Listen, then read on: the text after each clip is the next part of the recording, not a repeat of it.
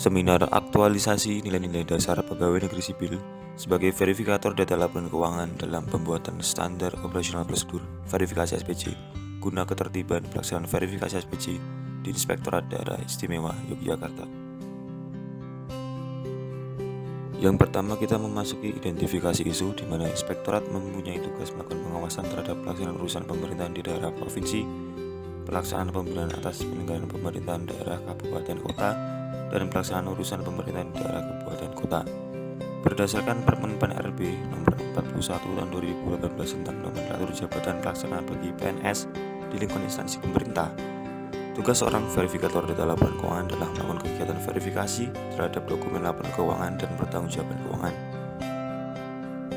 Maka dari itu, seorang verifikator data laporan keuangan dituntut memiliki sikap yang akuntabel, transparan, profesional, adaptif, dan kompeten. Untuk gagasan pemecahan isu yang pertama adalah penyiapan bahan dan materi penyusunan SOP, yang kedua adalah penyusunan alur kerja dan draft SOP, yang ketiga adalah persetujuan dan sosialisasi SOP, yang keempat adalah pelaksanaan aktualisasi verifikasi SPJ dengan acuan SOP yang telah disusun, dan yang kelima atau yang terakhir adalah pelaksanaan evaluasi dan pelaporan atas kegiatan aktualisasi. Untuk kegiatan yang pertama adalah penyiapan bahan dan materi penyusunan SOP. Untuk tahapannya sendiri adalah yang pertama, melakukan konsultasi, koordinasi, dan komunikasi dengan pengelola keuangan. Yang kedua adalah mengumpulkan data untuk menyusun SOP. Hambatan yang penulis alami adalah laptop terkadang blue screen, kemudian solusinya dengan melakukan restart. Untuk outputnya sendiri, terlaksananya diskusi dengan para pengelola keuangan tentang data yang diperlukan untuk pembuatan SOP verifikasi SPJ, tersusunnya berkas SPJ dan lampiran pelengkap SPJ. Untuk nilai core value dapat dilihat di video berikut, yang kemudian penulis menjelaskan salah satu core value yaitu kompeten, yaitu produktif. Selain melaksanakan kegiatan aktualisasi, penulis juga melaksanakan kewajiban penulis yaitu melakukan pekerjaan kantor. Kemudian untuk kegiatan yang kedua adalah penyusunan alur kerja dan draft SOP. Untuk tahapan kegiatannya adalah yang pertama, mempelajari alur kerja, yang kedua, menyusun alur kerja, dan yang ketiga adalah menyusun draft SOP. Hambatan yang penulis temui adalah kesulitan konsultasi karena kesibukan rekan kerja. Untuk solusinya sendiri adalah dengan mengadakan janjian atau konfirmasi. Untuk outputnya adalah draft alur pembelanjaan Inspektorat DIY dan draft SOP verifikasi SPJ. Kemudian untuk nilai core value dan bukti fisik dapat dilihat di tayangan berikut. Kemudian penulis akan menjelaskan salah satu nilai yaitu akuntabel berupa cermat.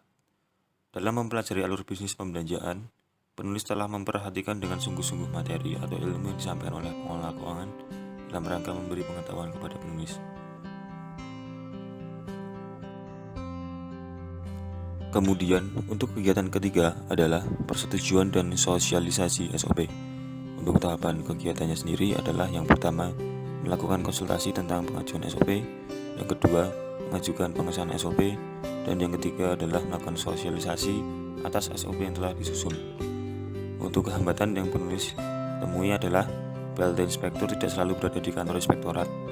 Untuk solusinya adalah penulis didampingi oleh mentor mengajukan SOP kepada PL Inspektur secara langsung. Kemudian untuk outputnya sendiri adalah SOP yang telah disetujui, kemudian terlaksananya sosialisasi SOP. Berikut penulis sajikan nilai core value beserta bukti fisik di dalam tayangan sebagai berikut. Kemudian penulis akan menjelaskan salah satu core value harmonis, yaitu saling menghormati. Dalam melakukan konsultasi tentang pengajuan draft SOP, penulis telah berkonsultasi dengan sopan dan menjunjung tinggi nilai etika.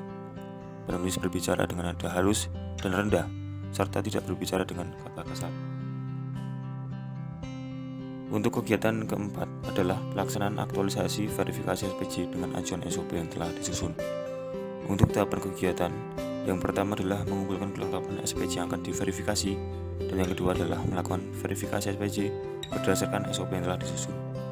Untuk hambatan yang penulis temui adalah terkadang pihak luar terlambat mengumpulkan bukti kelengkapan. Untuk solusinya sendiri adalah dengan melakukan konfirmasi kembali. Untuk outputnya, yang pertama, berkas SPJ yang telah terverifikasi. Yang kedua, berkas SPJ yang telah tersusun dalam bahan teks. Yang ketiga, berkas SPJ yang telah di-scan. Untuk nilai core value dan bukti fisik dapat penulis tayangkan sebagai berikut. Kemudian, penulis akan menjelaskan salah satu nilai core value adaptif, yaitu visioner. Penulis yakin dan optimis bahwa yang dilakukan penulis mempunyai manfaat yang baik bagi instansi maupun lingkungan sekitar. Kemudian, untuk kegiatan 5 adalah pelaksanaan evaluasi dan pelaporan atas kegiatan aktualisasi. Untuk tahapan kegiatan yang pertama adalah menyusun instrumen evaluasi, yang kedua adalah melakukan evaluasi dan olah hasil evaluasi, yang ketiga adalah menyusun laporan. Untuk hambatannya sendiri adalah rekan kerja terlambat mengisi link evaluasi.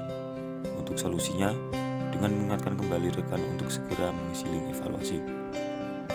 Outputnya adalah terbentuknya instrumen evaluasi, kemudian terlaksananya evaluasi SOP, kemudian terlaksananya pelaporan aktualisasi. Kemudian untuk nilai core value dan bukti fisik aktualisasi dapat penulis tayangkan sebagai berikut. Kemudian penulis akan menjelaskan salah satu nilai core value, loyal, yaitu memberikan kontribusi. Penulis telah bekerja sama dengan berbagai pihak untuk meminta saran atau kesan yang tujuannya memberikan semangat dan sumbangsi pelaksanaan SOP untuk kedepannya. Yang selanjutnya adalah kondisi perubahan sebelum aktualisasi dan setelah aktualisasi.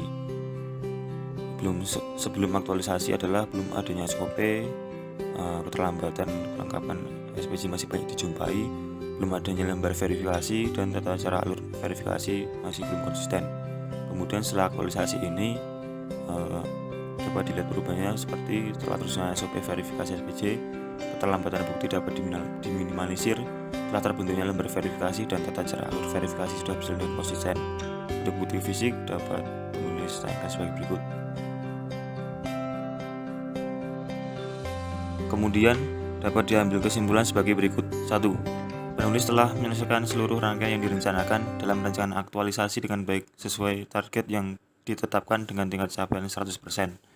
Yang kedua, semua kegiatan tersebut telah berjalan dengan lancar dan tepat waktu dengan output utama berupa SOP verifikasi SPJ.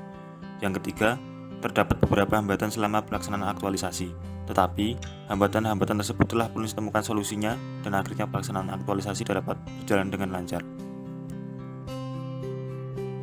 Untuk selanjutnya adalah rekomendasi. 1. Inspektur DIY dimohon untuk melakukan pengawasan keberlangsungan pelaksanaan verifikasi SPJ. 2. Sekretaris Inspektorat DIY dimohon untuk menelaah SOP minimal 2 kali dalam setahun.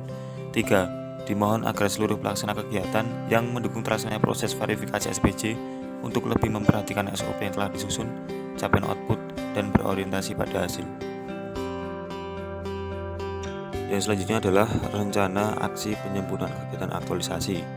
Dapat penulis tayangkan sebagai berikut.